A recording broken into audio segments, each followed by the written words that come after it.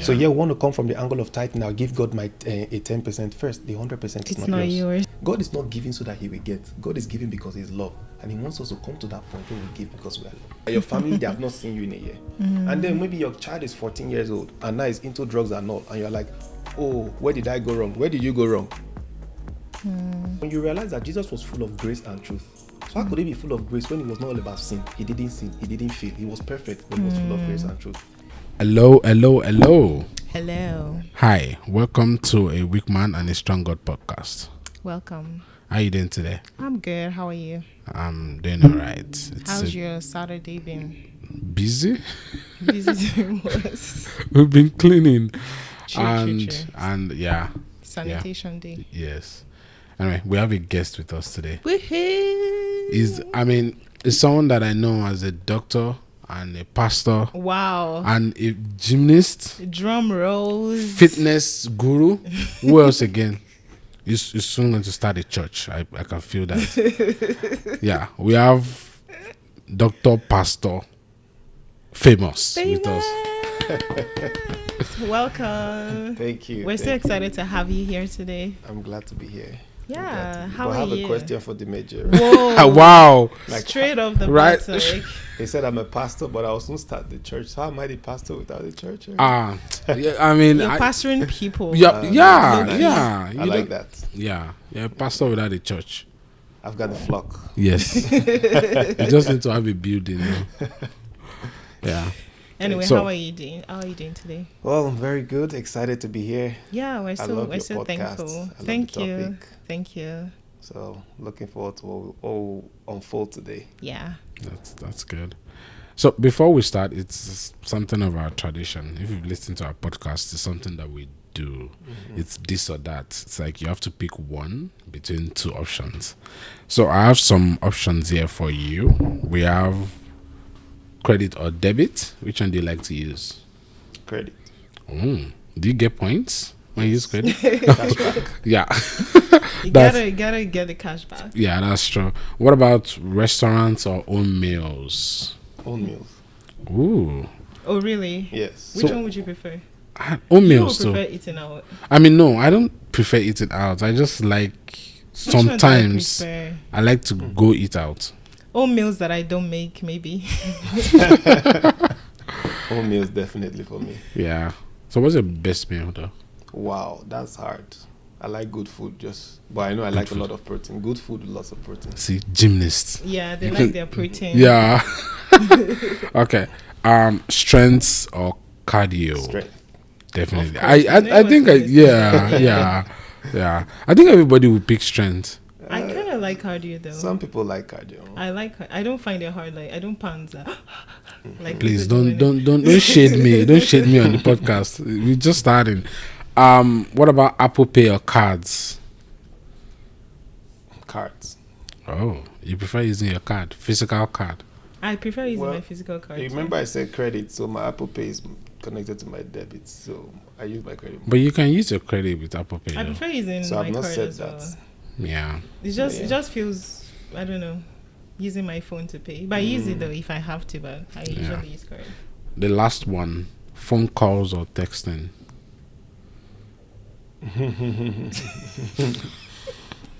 With people, phone call. With my wife, texting and phone call. Wow. With people I don't want to be. So chatting long, you'll I be want on to- you'll be on the phone with your wife and be texting her. How are you doing today? How are you? No, Yeah? I mean with people, phone call is like we can get to the point, but with my wife, No. we can like throw one thing here, throw one thing here, Drag it. drag it, yeah. What do you prefer? Honestly, I've not thought about it. I've not thought I like about it. texting. I think I prefer phone call, FaceTime. I prefer FaceTime. I need to see your face. You always do FaceTime. Yeah, I need to see your face. Yes. I only do FaceTime with like a select set of people, not everybody. I thank God I'm part of the select set of people. At least. Thank you so much for participating in that. So we're here today to talk about your story, your experience so that other people can learn from it. Yeah. So to start with, can you tell us what testimony or what experience you would like to share with us today? Okay. Weak man, strong God testimony, right? Yeah. So I'll share a testimony about I think every area of my life has this testimony, but I'll just stick to maybe finances and career. Just finances. So we're talking money today. Money. Money. I guess that means that since every area of your life had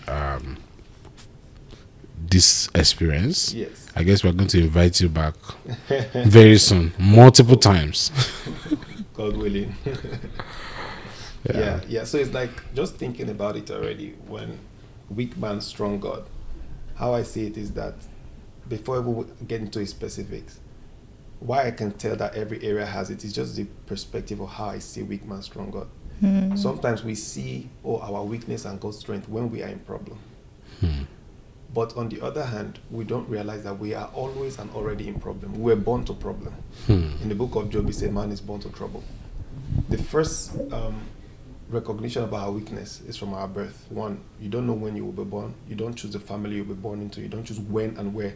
So that is not even in your strength. That is in God's strength. We are so weak that we don't determine which family and where we come from. Second thing is, second thing is our life purpose. Nobody was born knowing their purpose. We discover our purpose. So even when we're young, I can be like, I want to be an astronaut. I want to be like this. Check out 30 years later. This friend that wanted to be a doctor owns a fast food chain. I wanted to be a lawyer. The one I wanted to be a lawyer is doing something else.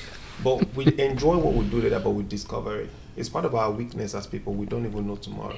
And then the last one, which I think is so obvious, that should make everybody kind of respect God more, is he is the one who holds the power over death. None of us know when we will leave this world. That's part of our major weakness.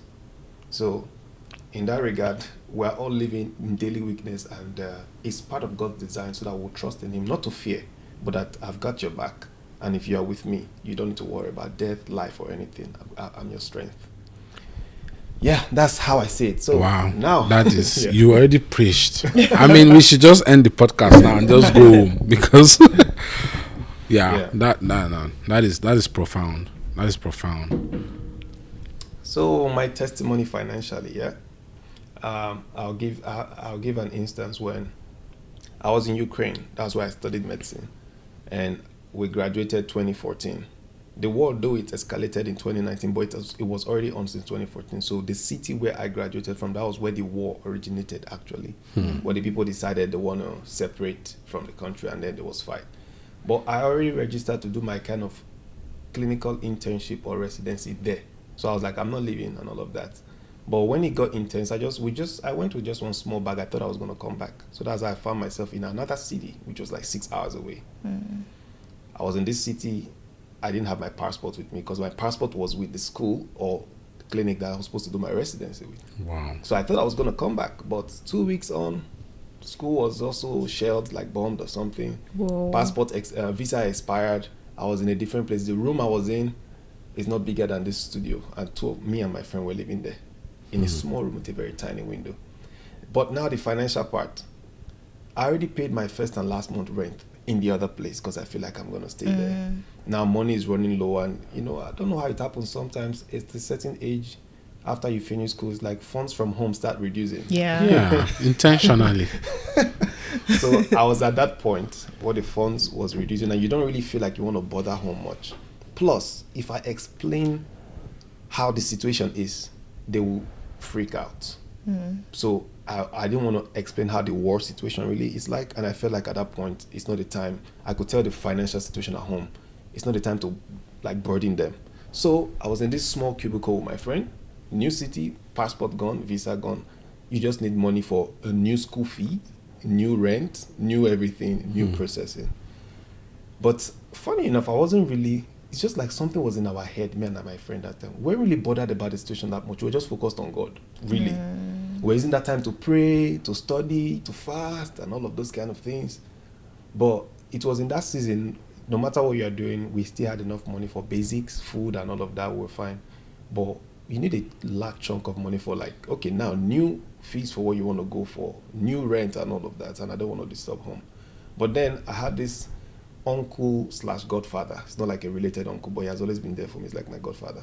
So that's when he called me or I called him, we would just like to normal greet. The plan wasn't to get money, but just, so how are you doing? He watches the news. So it's like, this thing in Ukraine, hope you are safe and all of that. So I was like, oh man, I just left where I was and we're in a new place. Somehow the man just felt like, it's like he just understood, like, that must be difficult. You have left where you were. Oh, don't worry, I'll send you money. It's different when you call somebody and you are like, please help me. Yeah. But when you are just talking to somebody, greeting them, and they're greeting you and they're checking on you, they're like, wow, that must be difficult. To one eye, it could be like, oh, he just had sympathy. But it wasn't just having. It was God placing a desire in the person's heart to solve my need. Yeah. And that was a financial miracle. Yeah. We see something like that in the Bible where Mordecai was there. Haman had planned things that Mordecai should be killed, right? But on one certain night, the king could not sleep. And then he said, of all things, he didn't say, bring me food or bring people to sing for me. He said, bring me the book of remembrance. And as they were reading to him all the things that people had done, one name caught his attention, Mordecai. That this man rescued you when people were supposed to kill you. Why is it that of all people that night, he did not sleep, he asked for book of remembrance, and he said, what should be done for this man? At the same time, Haman has already planted 12 gallows that man should be hung with his family. So that's how I see what God did. God put a desire in that man's heart at that time for me to say, wow, that must be a difficult situation. Send me your account number. And the money he sent me was enough to take care of everything I need. Wow. Can you imagine? And extra that I could be of help to other people. So, weak man, strong God. At that point, I was a really weak man. Of course, I'm from a good family, well-to-do, but at that point, that's not when they could help me. Even at that point, I was still receiving I did a little investment, still receiving from Nigeria, but the kind of problem I was in is not the kind of problem that my mom... So sometimes situations come that your ability, no matter how great they are, the situations will still make it, will show you that your ability in itself is an inability.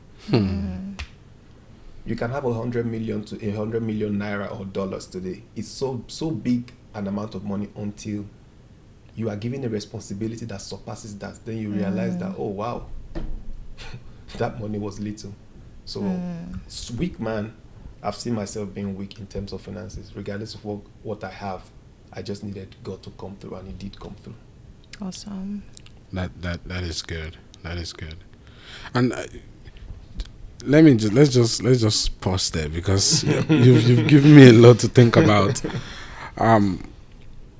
You said, you made a statement that sometimes we have abilities. Yeah, we have our own ability, and we think that, oh, that is where that we are good enough where we are, and then something comes that is bigger than where we are supposed to be, that what we can handle. Yes. How does that make you as a person feel when that kind of situation happens to you financially? I mean, not just financially, in any aspect of your life. How does that make you feel?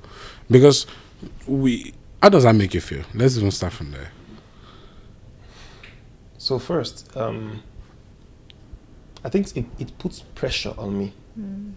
That's the feeling. It's a feeling of pressure. It's a feeling of pressure. It's like a weight has come. Battle has come. So it's like, even if you are a soldier, you are trained, you are a marine, you know how to handle the gun and all. The moment you also hear that there are people downstairs with guns and everything to fight you, there's a pressure that comes, like, now you have to do it. Now you have to. So even though we are believers and we trust God and all, when the situation comes, there's a pressure on you, and that is where, but what I now do next is what matters. So it's like, what happens to us all. It's what we do that differs and make us different. So when something happens, all of us are going to feel a level of pressure. And it is part of God's design that we feel pressure. Because for gold to be gold, it must pass through pressure. All of us are raw materials in the hands of God. We have great potentials. But for that gold, the gold you go to the shop to buy, it's not the one that is dirty, it's the one that has been put through fire. And these life pressures are designed to reveal our weakness, take us through this fire, and they will come out purified. Right? So what happens to me is that pressure comes, and then I go deeper in God. I go trusting. I go praying more. However, I don't prepare for, like, it would be unwise to prepare for battle on the day of battle. Oh. Yeah, that's true. On the day of battle, you rise up to fight. You don't rise to prepare. You should have prepared before. What many of us do is that when battle comes, then we rise up to either want to prepare or fight. And when we rise up to fight, then we realize that we're not even prepared. Or when we rise to prepare, then we realize that this battle I want to fight ought to be prepared for like 5 years ago, 5 days ago. It's like a Chinese proverb. The tree you are under enjoying the shade today is because somebody planted it 10 years ago. So if we are going to, so back to how I handle these things, the pressure has come. I have to rise up to the occasion. And it's not that I'm going to deal with it. The battle is the Lord's, but I now have to be on the Lord's side. I have to be strong in the Lord and in the power of his might. So they say, oh, the battle is the Lord's, but doesn't mean we don't do anything. What we do then is to be strong in him. Because when pressure comes, you are tempted 2 ways. Either to rely on yourself or to rely on him. That's the basic foundation of all. So I'll give an example. I've given a financial testimony of I didn't have money and then God supplied money. I've also had times whereby God withdrew. And it's also a financial testimony, which is even stronger today, which is keeping me today in the sense of the same person God used to bless me is also part of the person God used to sponsor my move to Canada because there was a lot of financial involvement. But when I got here, it was like, oh, send me your account number and everything as soon as you get, because I know how these things are. So I've trusted God and I've seen how God works by providing favors for me. So when I landed in Canada, of course, I was starting out well, but I was still trusting God He has started his journey. He that began a good work will finish it. He will finish it. Somebody shout hallelujah. So, but somehow, I don't know, something just happened that he was not able to send the money. And this is somewhere that he can't go broke by the grace of God. The money is there, but I could just tell something has happened. After some time, I just didn't put pressure on him much. I just realized something personally. I felt like I was in my Joseph experience. I just left my father's house with coat of many colors, and I've been put in a place whereby I will go through certain things, whether it's your pit and all that, or Potiphar's house that will make you something. So I just realized it's a new journey of trusting God for provision, not money provision. God said, I will provide for you, not that I will give you money. And I'm sorry to cut you. I was just going to say that I've noticed that there's the way God draws your attention away from things that you relied on to be your source, to draw your attention back to the fact that God is your source. Exactly. So when we're trusting like a job or a person or a family member, God just finds a way of bringing you back to who the actual source of your provision is here. Yeah. Because he wants to remain the strong God while we remain weak. Because sometimes I might start thinking I'm strong because I have a father who is rich. True. Oh yeah? True. The father might be there, will still be rich, but God will orchestrate something, or life will orchestrate something that you still have to be in a position where you will trust him. Trust God, yeah. And the earlier you realize the lesson, the better. So when that happened, so much happened during that process, but that process made me a person whereby if you drop me somewhere else today, take my job, take my everything, I've gone through a process before that I saw God provide for me, so I know he's going to provide. I'm no longer depending on when I see money. I'm depending on him. And then talking about, it's like, how do we receive the pressure if something happens? Honestly, I think we should all already have a mindset of knowing that anything can happen. I used to always say, even if you have been praying for a job, now you have a very good career. No matter how good it's going, sometimes you're just one dispute away with your boss from resignation and sack. Yes, sir. So God is still the source. Even though everything is working well, I've learned to even when I have everything, I've learned to keep trusting him and following him. We should learn that habit, not only trusting God with all our heart when we don't have anything. The same way you were following him with all your heart when you had nothing. Follow him with all your heart when you have everything, because that everything is one dispute away from being sacked from that job. Or maybe it's not a job. You're like, oh, these jobs, they can sack you. It's about entrepreneurship, build your own company. There's nothing we will do on earth that will release us from being weak and God being strong. Why? You can have the biggest company in the world. You are one court case away from bankruptcy. Yes. But how do you do that? How do you remind yourself that God is my source, even when you have plenty? Because it's natural when you have plenty to just be having a good time and forget. Yeah. So what are the practical things to do? How do you remind yourself to always trust in God? Because when you check your account and you have money, you have a bill you can easily pay. There's the likelihood of actually praying to God, I have a bill. You probably won't pray about things anymore because you have the money to. So how do you remind yourself? Good. So you said something interesting. You probably won't pray for things anymore because you have the money. So many of our problems stems from our understanding of why we pray for things. It's like I'm praying for the money, or, oh, I want money to do this. Now I have the money and I just do it. That's a child of God. When you become a son of God, like Jesus, or a mature daughter or son of God, you do what he says you should do. You have the money does not mean you should do it. So now your prayer life is not dependent on what you need or what you don't need. It's dependent on what does he want. So already, how do I keep myself in that place? I've just come to subject myself to the truth of Scripture, that it's all about the will of God. So when you have or when you don't have, it's the will of God that we're pursuing. And I continue to push my life in that direction. So that now leads me to build a prayer life and a consistent fellowship life. It's in the place of a consistent life of fellowship with God, regardless of circumstances, that you can keep that mindset of humility before him. A place of consistent relationship. So first, it's just understanding. When we understand that everything should be about his will alone, whether you have or you don't have. Secondly, but now knowing that it's his will, you don't find his will on Facebook or TV. People that know his will are those who consistently pursue him. He's not going to force himself on you. So that revelation keeps me on my toes every day. Of my consistent relationship with him is priority. And then there are other things that you do that just keeps you humble. For example, as simple as fasting. I know many people fast because, oh, I need this breakthrough, so I'll do 3 days fasting. Yeah, for weight loss. Fast. Just joking. You hit it, but it's true. If we organize a fasting to seek the face of God, many people will give up around 2 o'clock. But if we do a fast that summer body, 6 packs, there's a drive. Yes. So we must have that drive to see the will of God, and that's part of us humbling ourselves that he is above us, he's above our needs, and then that drives us to like pray more and build a consistent fellowship life. That is where it's like a humility will be built in you already, because you know that it's not about me.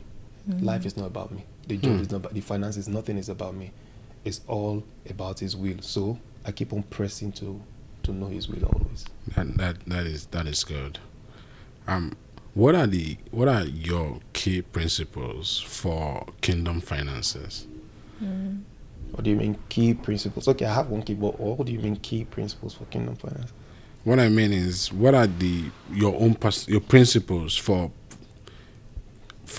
building finance in a godly way, building finance in a way that supports God's vision? So okay. What are your principles? Because there are ways to build finances, right?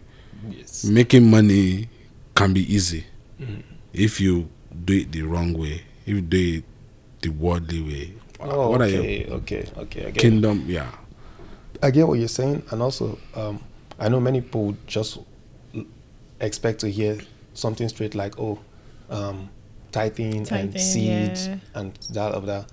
That's not where I'll come from. My basic principle of finance is number 1 is understanding stewardship. First, whatever you have is not your own.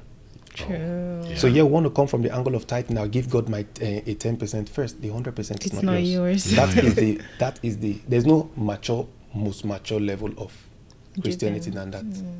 I'm not saying that I'm at the peak, but I'm just saying that's the mindset that we all need to pursue, and that's the principle I'm looking to and asking for grace to pursue. 100% belongs to God. And when people think of that, they think that it means also I will like give God all the 100% before. Give God 100% doesn't mean go and drop it in church. But God is the one that administers your funds. He has trained you. So let's say I have look at what Jesus said in Matthew. He said because of their own tradition, they are rejecting the people from going to take care of their parents, so that they can bring the money to give offering in church. So what was Jesus telling them? The fact that they are taking their money to church doesn't make them more righteous than those who are giving their money to parents. In fact, those ones are doing better.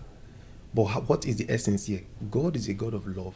And when you put all of it in his hand, how it should be spent, he tells you, you know what, take care of your family like this. This is my kingdom. Do this for this person. It can be somebody who needs help. Do this for that. Give this amount to your church. Sometimes you have given your 10% and God's saying, give this amount to another. So first mindset principle is stewardship. It belongs to God. Seek him on how you should use your finances. And then the second principle is create value. Wealth is not, we'll get to tithe and seed or because people like tithe, seed, but if you don't create value, wealth is gained by creation and exchange of value. That is what business is all about. God is not going to come down to come and just put money in your hand like this. If he does, that's a miracle. It's a one-time suspension. A miracle is a suspension of the natural order for God to show his power. But after that, God will bring back the natural order. So he gave them, he rained manna from heaven and all of that. But the moment they got close to where they can walk by themselves, the promised land, it ceased. Because why? He just suspended his natural order for a while. So the first principle is understanding stewardship. It all belongs to God. The second principle is understanding your potential. And potential means that you should work and produce something that you should exchange for value to produce money. After you have done that, then generosity, which means now that you have produced and you have exchanged and you now have something. Love, the Bible's greatest value is love or virtue. Love God, love people with your funds. So you take care of yourself. You love God, love your neighbor as yourself. So those are the basic three principles I stand by. Now, in the place of, we've discussed stewardship and then potential, which is like you work to create value. Paul says who does not work should not what? Should not eat. Stop being there praying that, oh God, just give me this. Just cause somebody to favor me. When will you grow that God will cause you to favor others? And I like the fact that you said value is very important, because I feel like a lot of Christians use the concept of seed sowing, giving, is like you want a magical thing that you can use, like a genie in a bottle. You just want to, it's like, what's this thing called? This hierarchy system. Ponzi, it's like a Ponzi scheme where you just drop, if I drop 10,000, God is going to bless me. Yes, 100. I feel sometimes it's not even out of faith. It's just out of using God as if he's a magician. Exactly. When you should actually be adding value and be creating value in your like ecosystem to make money. And you see what we just talked about now is the reason why a lot of our maturity in Christianity is tied to how we deal with giving. Some people think it's about how, when I say that, some people think it's about if I just do this sacrifice in church. I'm not talking of that thing you call just that sacrifice. It's in what you look around that sacrifice. So if I do this, I know God, when he will bless me, they will be shocked. God is going to be blown away by my giving. So sometimes it's fine, it's good as long as you are doing something good. But if you look at, sometimes many people don't understand that the main reason God does many things is love. You are doing this because God will bless you. What if there's no idea of blessing, but you see somebody suffering and you take it? That's when God is like, this my child has my heart. Right. He said, do good even to your enemies, so that you will be like your Father in heaven. Even your giving should be a reflection of your Father in heaven, not giving so that he will get. God is not giving so that he will get. God is giving because he's love. And he wants us to come to that point where we give because we are loved.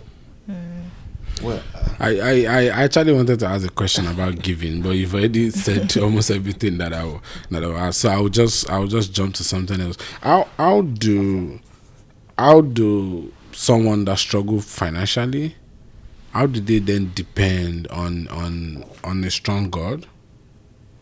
How can they depend on God to help them? I mean, after everything that you've done, after everything that you are going through, how do you now then decide that, okay, I can't do this, but then I still need to depend on God? How do they do? How do you advise somebody that is going through that kind of thing to depend on God? Because it's the hardest, though. You're putting all your eggs in one basket. You are trying your best, doing your work. It's not working out. Like looking for a job, trying to start up your business, looking for a job, doing things that you're supposed to do. That means you are trying to add value to yourself, but it's not working out. Then how will you advise someone that is going through that's probably listening, to now depend on God and say, okay, I've done my best, take the reins? Well, it's like, how do I advise them to depend on God? The first thing I think is that, do they have any other option?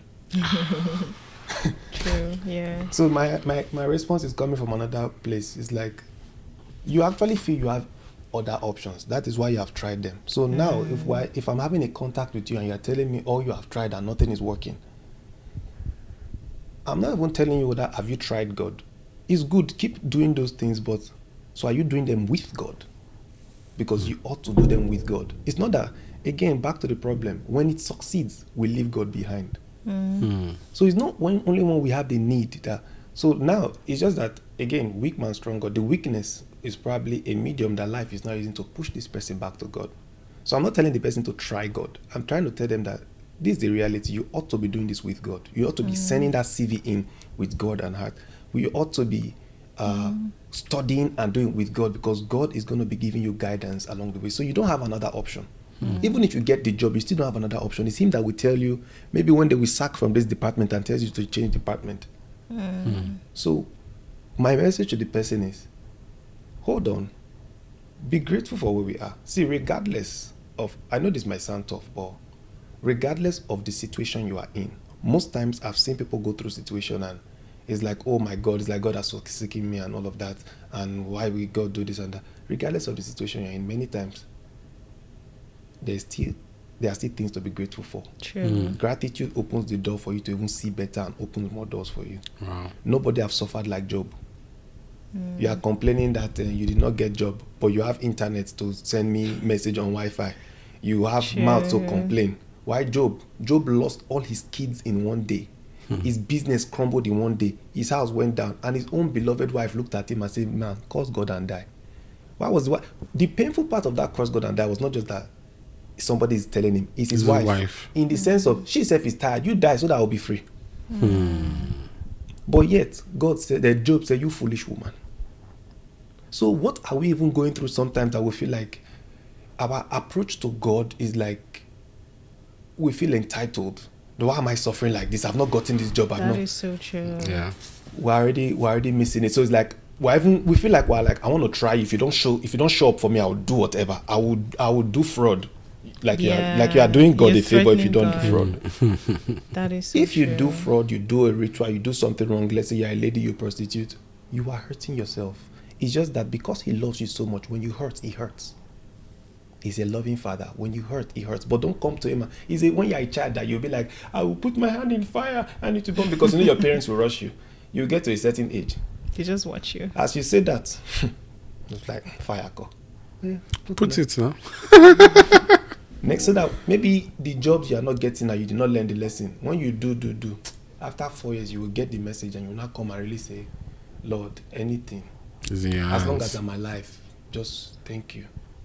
So that would be how I would encourage the person to see that there's always something. I would try to show them what they have that they can be grateful for. So the spirit of gratitude. The spirit of gratitude. And then now whatever you are doing, do it with the strength of God. I can pray with them. I can now teach them how to, be stronger in faith, because now we're adding that to your CV, to your work and everything. I haven't done all. We need the grace of God. That, I guess that's also the same way to tap into God's provisions. Yes. I mean, if we're trying to tap into God's provisions, we know it's there. We know He can do anything for us. We just need to, like you said, be grateful for what He has already done, and then also go in God's strength. Yeah. That is and every good. time that Jesus was going to do like a multiplication miracle in the Bible, he always gave thanks. Yes. So that's like a prescriptive, like a principle that you just have to give thanks before multiplication happens. Yeah. Gratitude. Be grateful for what you have, what you're expecting. And then that entitlement, when we come before God, that entitlement mentality should just die.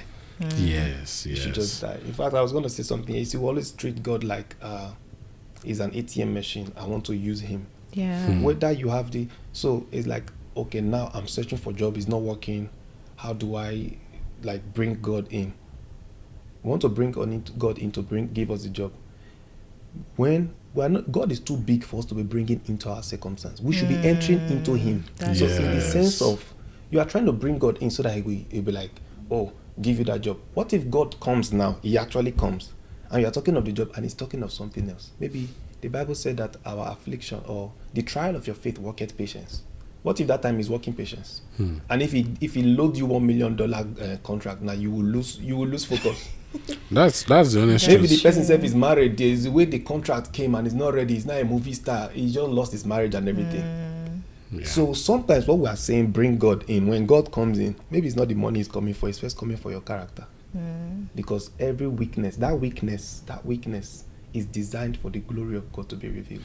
Yeah. I actually believe that, because I always believe that people are in situations because God want them to be in that situation. The main reason is, I feel like sometimes no, I know sometimes. Why some they enter by themselves. When God is telling them come back, they're like they're entering. They're like, God, try me. Yeah, because there was a time that I think I don't know if you remembered. When I came to your house one time that we spoke, and they were like, "What kind of woman are you looking for?" Do you remember that question they asked me? And then I was like, I don't know. And then you replied me, you're like, if you don't know the kind of woman you're looking for, then how would God be able to show you that this is the person? In fact, you make me feel like I've been a troublemaker for because the same way I was going to answer financial questions was how I answered you. That day he was like, oh, why God should do this? If God give me this. And I said, what are you looking for? It was not like, I don't know. If God answers your prayer, how will you know? How would you know? Yeah. So it now made me think, I thought it through then. I was not like, okay, this is what I want. This is the kind of person that I want. And I am grateful that everything that I asked for, God gave me to you. Somebody shout hallelujah. But no, that's not the point. The point that I'm trying to make here is that I wasn't ready. I thought I was ready for so long, but I wasn't ready. I think the moment you asked that question, it made me think that, okay, what do I want? Then made me get ready. And then a month after that, I met her. Or less than a month after that, I met her. It felt like God was just waiting for me to realize that, okay, what do you want? Yeah. And that's what most people don't see. People try to push through what they are not supposed to go into. Right now, you're supposed to be at a particular situation. You're supposed to be in a particular... And I'm not saying that people in different situations are supposed to stay there. But I'm saying that God sometimes put people in situations that you have to grow to be able to move to the next situation. He allows us to stay in some place so we can pass some classes. And when you refuse to pass the class, you'll be saying, I don't know why he's not taking me out of this. And he's like, pass the class. If you pass the class, you get promoted, and there are bigger things waiting for you. Because if I bring those big things now, you will destroy it by yourself. Exactly. Because the woman, I want God should give me a woman. If God gives you the kind of woman he likes, when the woman comes and starts telling you the things that she is looking forward to, and you're like, no, I want this, that, the woman will be like, sorry. wrong man. Or maybe you, vice versa. The woman has been... Many women are praying for... This case applies to many women a lot. Many women are praying for men. Oh, I want this. I want God, why not? The man will come. It did not appear in the package that they think they ordered. So you are ordering from God, but you want the delivery to be like Amazon. What do I mean is that we're ordering from the kingdom of God, but we want the delivery that is packaged like the world. So when God sends his own package, but it doesn't look like what the world delivers, there's not a conflict. If you want God's things, you should present yourself in God's ways. So there's always that conflict there. Again, that's part of this weak man, strong God. We are too strong in our own desires. We are too strong in our flesh. We are strong in our carnality. We are strong in our ways. And God, situations and circumstances are part of life's events that helps us to butcher our ways until we realize we are nothing. And then he's everything. He's everything. Then the door opens. Then before we round up, I have a question about finance and hard work. How would you balance the concept of like the hustle mentality, like I have to work hard and have to rest in God's provision? Like how do you balance? Because I feel like you can go into both extremes. You can be like, I'm hustling, and at some point you're relying on your own strength to get everything you want. And you could also be on the other extreme where I'm resting on God, which we shouldn't be complacent because we are resting on God's like favor or provision. But how do you balance how do you balance it? How should a Christian hustle, in quotes? Yeah. So this thing brings to mind this understanding of grace. So when people say it's just by the grace of God, it's like I don't have to do anything, it's just by the grace of God. Yeah. And when we talk of grace, we'll usually refer it to like sin. It's like, oh, I didn't do this, God help me, or I failed, God help me pass. But when you realize that Jesus was full of grace and truth, So how could he be full of grace when he was not all about sin? He didn't sin. He didn't fail. He was perfect, but he was full of grace and truth. Then you realize that grace is beyond unmerited favor of, I did not deserve this. Grace is divine empowerment to fulfill purpose. So Jesus was full of divine empowerment and ability to fulfill purpose. I'm saying that to bring it to terms of work. Resting in God. Nobody rested and trusted in God like Jesus. But no human worked harder than Jesus. Yeah. When his disciples were sleeping, he was awake. He will pray all night. He will walk, and he was telling them that I will do the work of my Father, because night cometh when no man can work. Is he not the king of rest? He's the king of rest. But he was a workaholic. So that brings us to, what is work?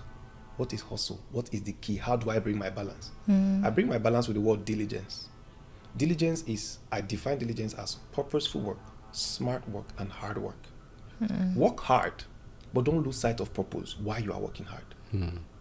Work hard, but don't lose sight of all the grace, favor, and everything God has given you, so that you are working smart.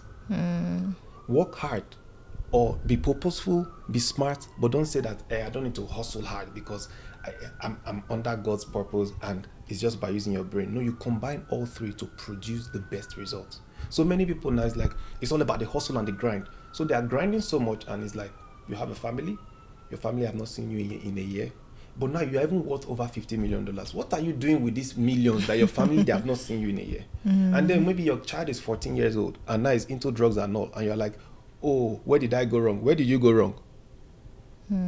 You were going wrong because you left purpose. You left smartness. You were hustling and you made money, but there was no purpose to your money. So for money is like provision, but look at the word provision. When you are going for is provision, is to support a vision. When you are getting money that doesn't support a vision, is a waste. When you are doing all the hustle that doesn't support a purpose, is a waste. So how I balance it is I always remember the purpose of what God has for me, what he has created me to do. And whatever hustle I'm doing, I'm working hard so as to fulfill that purpose. Work is actually a divine gift from God. Work is a gift if used right. When God put Adam in the garden, he told him that tend and till the ground. When that garden was with Adam, or when the garden was there was no chair, there was tree. It was Adam that is supposed to work, and humanity now find out that chairs can come out from these trees. There was gold, but we have gold traces in our telephone. They use these things to produce our technology, but it was on the ground there. It is true work that man has discovered that we can harness this gold, make technological inventions. So work is needed for us to fulfill purpose. Work is the process by which we harness our potential and make them power, make them useful. So while we are working, work with purpose. At any point you are beginning to live purpose, the hustle is a waste. Work purposeful, work smart, work hard. Wow. That is so good, yeah. Yeah, that's so good. Think about it. Honestly, Dr. Pastor Famous, you author as well. You wrote a book. I wrote a book. Yeah. I remember. Honestly, you've blown. I should write more, right? Yeah, you should write more. Yeah, you've blown our minds today. It's a pleasure to actually have you here with us. Honestly, it's a pleasure to have you here with us. Thank you so much, Famous.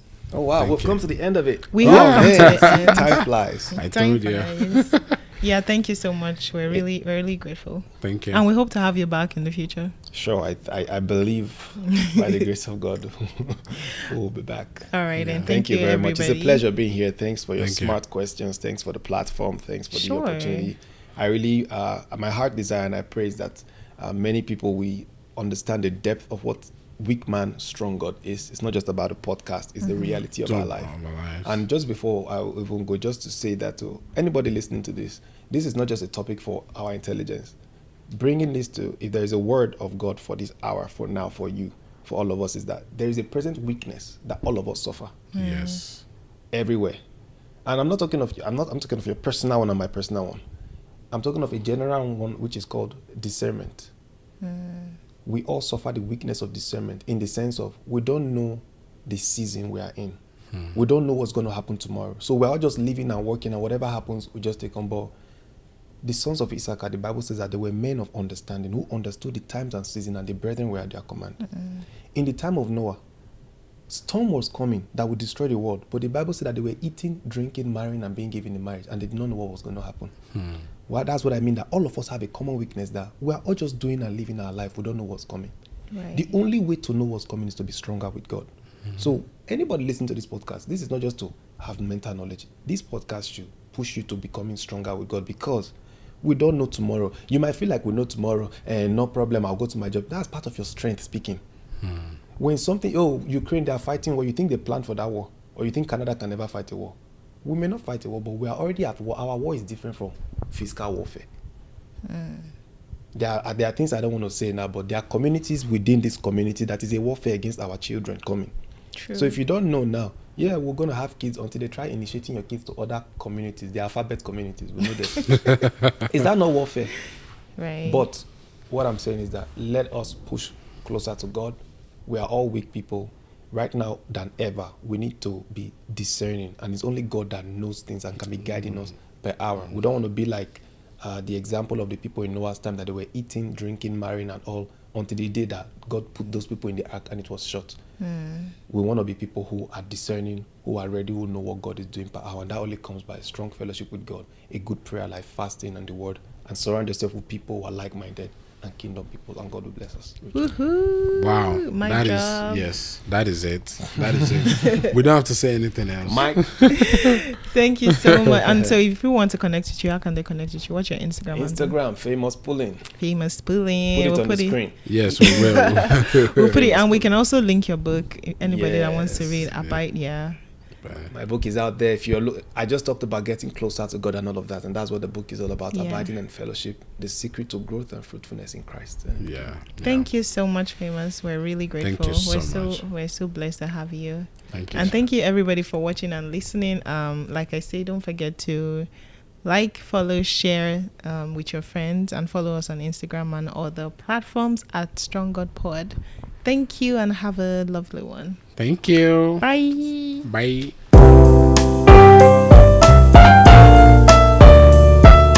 Thank you for listening. I hope this episode encourages you to lean on a strong God. Remember to share this episode with your friends and family. Follow us on Instagram and TikTok at Strong God Pod, or you can also send an email to us at stronggodpod@gmail.com. Thank you.